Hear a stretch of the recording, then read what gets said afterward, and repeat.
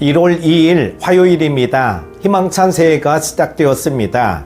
새해에는 더욱 평안하시고 기도의 소원들이 다 응답받는 역사가 있기를 소망합니다. 함께 묵상할 말씀은요, 마가복음 1장 16절에서 34절입니다. 갈릴리 해변으로 지나가시다가 시몬과 그 형제 안드레가 바다에 그물 던지는 것을 보시니 그들은 어부라. 예수께서 이르시되 나를 따라오라. 내가 너희로 사람을 낚는 어부가 되게 하리라 하시니 곧 그물을 버려두고 따르니라. 조금 더 가시다가 세베대의 아들 야고보와 그 형제 요한을 보시니 그들도 배에 있어 그물을 깁는데 곧 부르시니 그 아버지 세베대를 품꾼들과 함께 배에 버려두고 예수를 따라가니라. 그들이 가버나움에 들어가니라.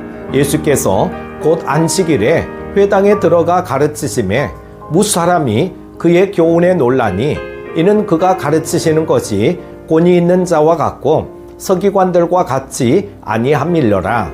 마침 그들의 회당에 더러운 귀신 들린 사람이 있어 소리질러 이르되 나사렛 예수여, 우리가 당신과 무슨 상관이 있나이까?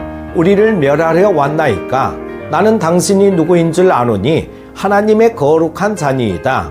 예수께서 꾸짖어 이르시되 잠잠하고 그 사람에게서 나오라 하시니 더러운 귀신이 그 사람에게 경련을 일으키고 큰 소리를 지르며 나오는지라. 다 놀라 서로 물어 이르되 이는 어찌미냐? 권위 있는 새 교훈이로다. 더러운 귀신들에게 명한즉 순종하는도다 하더라. 예수의 소문이 곧 온 갈릴리 사방에 퍼지더라. 회당에서 나와 곧 야고보와 요한과 함께 시몬과 안드레의 집에 들어가시니 시몬의 장모가 열병으로 누워있는지라. 사람들이 곧 그 여자에 대하여 예수께 여짜온대 나아가사 그 손을 잡아 일으키시니 열병이 떠나고 여자가 그들에게 수종드니라. 저물어 해질 때에 모든 병자와 귀신 들린 자를 예수께 데려오니 온 동네가 그 문 앞에 모였더라. 예수께서 각종 병이 든 많은 사람을 고치시며 많은 귀신을 내쫓으시되 귀신이 자기를 알므로 그 말하는 것을 허락하지 아니하시니라. 아멘. 아이와 어른의 큰 차이점 중 하나는 가치를 판단하는 기준이 다르다는 것입니다. 어린아이는 기분이나 감정에 따라 행동을 선택합니다. 그러나 성숙한 어른은 일의 중요성을 기준으로 판단합니다. 그래서 아이들은 감기에 걸렸을 때에도 아이스크림을 먹으려 합니다. 반면 몸의 회복에 가치를 두는 부모는 그것을 허락하지 않습니다. 가치를 비교하고 판단하는 것은 신앙생활에도 중요합니다. 주님의 이끄심에 순종하는 것이 신앙의 핵심이기 때문입니다. 예수님은 어부인 시몬과 안드레를 제자로 부르시면서 나를 따라오라. 내가 너희로 사람을 낚는 어부가 되게 하리라고 말씀하셨습니다. 사람을 낚는다는 것은 생명을 살린다는 의미입니다. 그 가치는 다른 어떤 것과도 비교할 수 없습니다. 주님의 제자가 되어 하나님의 나라에 역사에 기록되는 것은 큰 영광입니다. 시몬과 안드레 형제는 즉시 그물을 버리고 주님을 따랐습니다.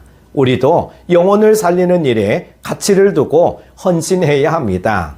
예수님은 세베대의 아들 야고보와 요한도 제자로 부르셨습니다. 이들도 어부의 일을 잘 감당하는 중에 부름을 받았습니다. 두 형제는 주님이 부르시자마자 모든 것을 버려두고 예수님을 따랐습니다. 주님을 따르는 일에 더 가치를 두었기에 버리는 일이 어렵지 않았습니다. 세상 것에 발목이 묶여 있으면 제자의 삶을 살기가 쉽지 않습니다. 주님을 위해 포기하는 사람이 진정한 제자입니다. 예수님은 안식일에 가버나움 회당에서 사람들을 가르치셨습니다. 그런데 예수님의 가르침을 받는 사람들은 놀랐습니다. 주님의 가르침이 서기관들과 같지 않고 권위가 있었기 때문입니다. 당시 서기관들의 가르침은 이기적이고 자기 욕심에 기반해 있었습니다. 반면 주님의 교훈에는 진실함이 있었고 그것은 권위로 사람들에게 전달되었습니다. 그리스도인들이 교만과 이선을 버리고 하나님 앞에 신실하게 살아갈 때 사람들은 우리 안에 있는 하나님의 권위를 보게 될 것입니다. 예수님은 회당에서 귀신 들린 사람을 고쳐주셨습니다. 귀신이 주님을 가리켜 하나님의 거룩한 자라고 떠들자 예수님은 잠잠하고 그 사람에게서 나오라고 명하셨습니다.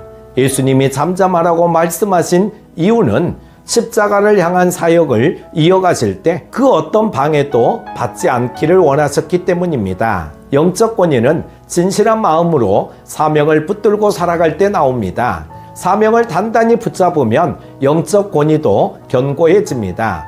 세상에 함부로 대하지 못합니다. 예수님은 베드로의 장모를 치료해 주셨습니다.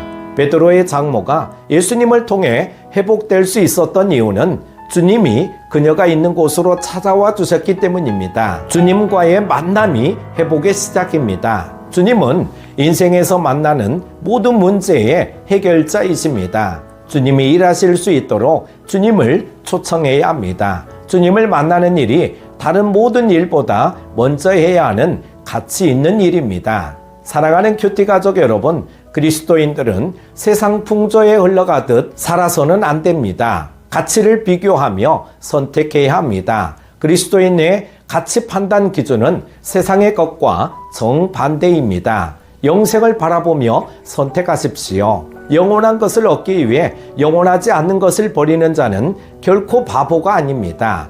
영원한 것이 신앙인의 가치 판단 기준입니다. 영원한 것을 위해 버리지 못할 것은 없습니다.